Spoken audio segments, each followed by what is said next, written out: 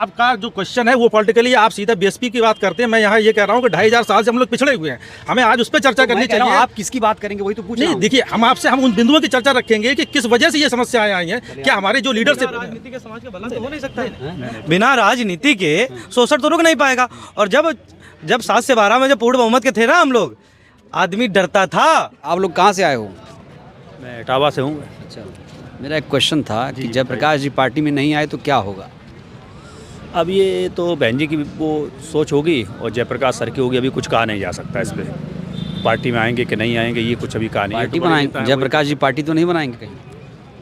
अभी तो वैसा कोई वो नहीं है, चांस नहीं है पार्टी बनाने का।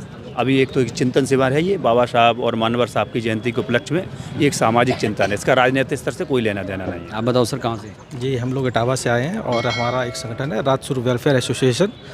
और हम लोगों का एक मतलब ये रहता है कि बाबा साहब और भगवान बुद्ध की शिक्षाओं को हम लोग प्रचारित तो प्रोत्साहित करते हैं।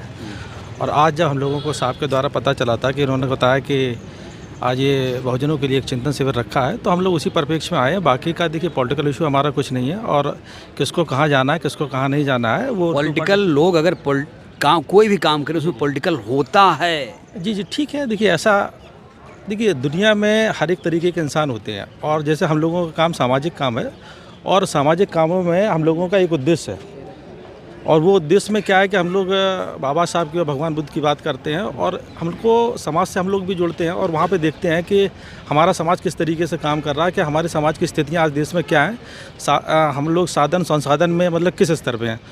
तो अगर उन्होंने बुलाया है कि भाई सभी लोग आओ यहाँ पे, और अगर आपको लगता है कि ये सब कुछ ठीक चल रहा है तो अच्छी बात है, और जिसको लगता है कि हाँ कुछ दिक्कत है या नहीं है तो वो लोग यहाँ पे आके अपनी बात रख सकते हैं। बस बीएसपी वाले भी इसमें हैं कुल मिलाकर?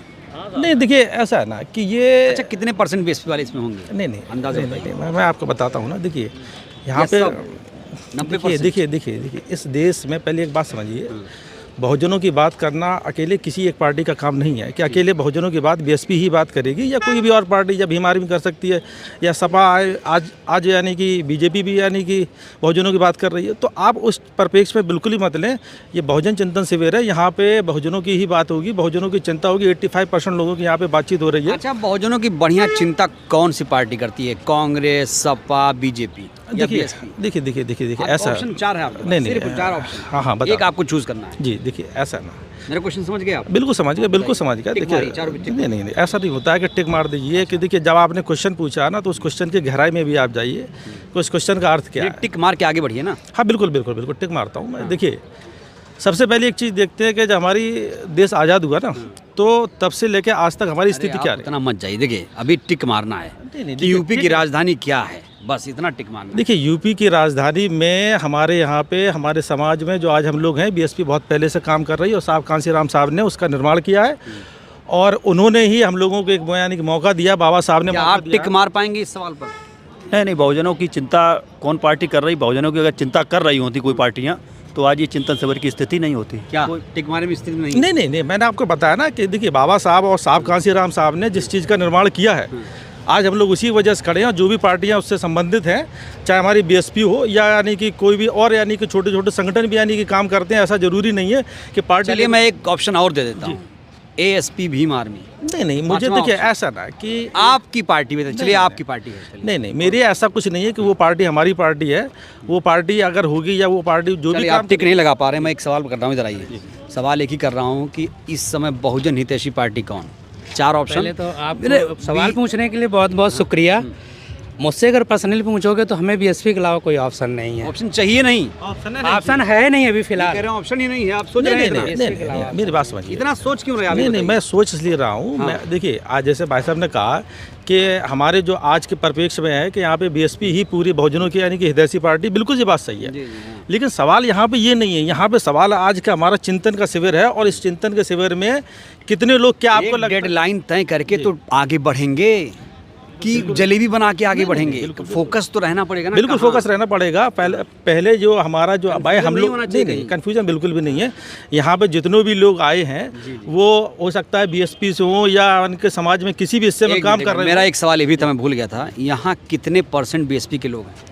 मेरा पर्सनल अगर व्यू होगा तो लगभग 85% से कम नहीं। कितने % बीएसपी के लोग? 99%। कितने %? ये तो परसेंटेज कहा नहीं जाता। आपसे भी पूछूंगा वही। 100%। आप बताओ, सुई आप पर टिकी हुई नहीं है नहीं आज। नहीं, देखिए यहाँ पे नहीं, जैसे आपने कहा कि यहाँ पे बीएसपी के हो सकता है, बीमार भी के भी लोग हों, ठीक है ना। बीमार भी बोल दो, दिक्कत नहीं नहीं नहीं, यहाँ पे भाई और आप भी 60 समाज के, बोलो, लेकिन देखिए बोलना तो है यहाँ आप। पे ओबीसी के भी लोग आएंगे, वो भी बहुजन चिंतन के लिए हैं, ठीक है ना। यहाँ पे और भी समाज के लिए लोग जो आएंगे वो भी पॉलिटिकल हो रहे हैं। नहीं, पॉलिटिकल हम नहीं हो रहे। आप एक्चुअल में क्या कि आप मेरे मुंह में सीधे एक ही बात डालना चाह रहे हैं कि हमें सिर्फ यानी कि बीएसपी के पीछे ही नहीं, लगना। आप बीमारी में बोलिए, आप एएसपी, आप सपा बोलिए, बीजेपी बोलिए, कांग्रेस बोलिए, हमें उससे मतलब देखिए, नहीं ऐसा ना है। कि मैं कह रहा हूँ एक टिक तुम्हारी है। देखिए हम आपको बता रहे हैं कि हमारे लिए, हमारे समाज के लिए आज तक बीएसपी और बहन जी ने बहुत कुछ किया है। और आज जो हम लोग यहाँ पे खड़े हैं, बाबा साहब और साहब कांसीराम की वजह से यहाँ पे खड़े हैं। और उन्होंने जो चीज़ का निर्माण किया था, हम लोग उसका बिल्कुल शुरू से लेकर आज तक उन्हीं का हम लोग सपोर्ट करते आए हैं। अच्छा चलिए, एक सरल क्वेश्चन, जयप्रकाश को पार्टी बनानी चाहिए कि नहीं?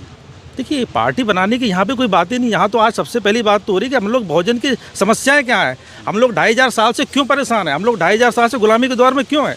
हमें आज उस पर यानी फोकस करना चाहिए, ना कि यानी कि जयप्रकाश साहब पार्टी बनाएंगे या नहीं पार्टी बनाएंगे, उस पर हम लोग क्यों फोकस कर रहे हैं। हमारे जो आज की समस्या, जो आज का चिंतन शिविर है, वो इस बात पर टिका हुआ है कि बहुजन यानी कि हमारा बहुजन समाज 2000 साल से बिल्कुल पीछे चल रहा है। हम लोग यानी कि गुलामी के दौर से आए, हम लोग आज तक सबसे पिछड़े हुए काम हम लोग कर रहे हैं। समाज में आज हमारी स्थिति है, आज हमको यानी कि लोग एक बुरी नज़र से देखते हैं कि अरे आप यानी कि चमार हो, अरे इससे दूर हो जाओ, अरे ये यानी कि घोड़ी से जा रहा है, इसको घोड़ी से उतारो। व्हाइट शर्ट भी पहनी है जी नहीं, वाइट देखिए मुझे कोई नहीं फ़र्क पड़ता है कि लोग मेरे विषय में क्या सोचते हैं, ठीक है, क्योंकि हमारा कोई पॉलिटिकल इशू नहीं। इस बात को समाज में, इस बात को लेकर तकलीफ होती है आपको जब कोई घोड़ी पर चढ़ने से, मूंछ रखने से? देखिए अगर तकलीफ नहीं होती तो हम आज यहाँ पे नहीं खड़े होते, ये बात आप समझिए। हमें तकलीफ है, हमें बहुजनों की चिंता है, हम लोग बहुजनों के लिए काम करते हैं, इसलिए हम लोग यहाँ पे खड़े हैं। हमें और हमारे साथ तो मैंने आपको एक ऑप्शन दिया, एक क्वेश्चन पूछा। नहीं, आपका जो क्वेश्चन है वो पॉलिटिकली है, आप सीधा बीएसपी की बात करते हैं। मैं यहाँ ये कह रहा हूँ कि 2500 साल से हम लोग पिछड़े हुए हैं, हमें आज उस पर चर्चा करनी चाहिए। आप किसकी बात करेंगे वही तो पूछ रहा नहीं हूं। देखिए हम उन बिंदुओं की चर्चा रखेंगे कि किस वजह से ये समस्याएं आई हैं। क्या हमारे जो लीडरशिप, राजनीति के समाज का भला तो हो नहीं सकता है। बिना राजनीति के शोषण तो रुक नहीं पाएगा। और जब 7 से 12 में जब पूर्ण बहुमत के थे ना हम लोग, आदमी डरता था कि ये भाई ये बहुजन समाज के लोग हैं, इनसे भिड़िएगा नहीं। ऊपर कोई बैठा हुआ है, जिसकी सरकार मजबूत होती है उस पर अन्याय, अत्याचार, शोषण नहीं होता है। आज देखो किसकी बहन बेटियों के साथ शोषण हो रहा है। बहुजन आज सरकार मजबूर है या मजबूत? देखिए वो मजबूत भी सरकार है, उसको सब कह लीजिए, सब उसी का है, सब कुछ उसी का है। कुछ आप जैसे निष्पक्ष पत्रकार हैं जो सच दिखा देते हैं। तो कह रहे हैं, आप कह रहे हो बीएसपी के बारे में आप बोल रहे हो, बीएसपी के बारे में तो भैया अपने बाप को बाप कह रहे हैं, तो ये इसमें गलत क्या है।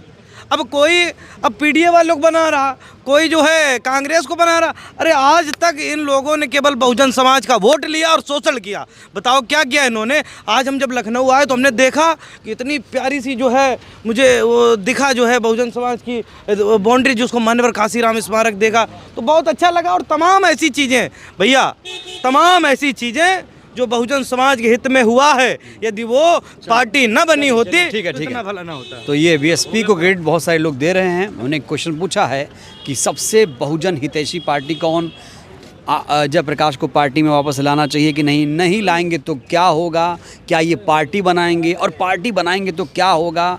तो बहुत सारे लोगों ने तो ये कहा पार्टी बनाएंगे तो हम उनको छोड़ ही देंगे। बिल्कुल अगर वो बसपा के साथ जुड़ेंगे तभी उनका वजूद है, ऐसा बहुत सारे लोगों ने कहा।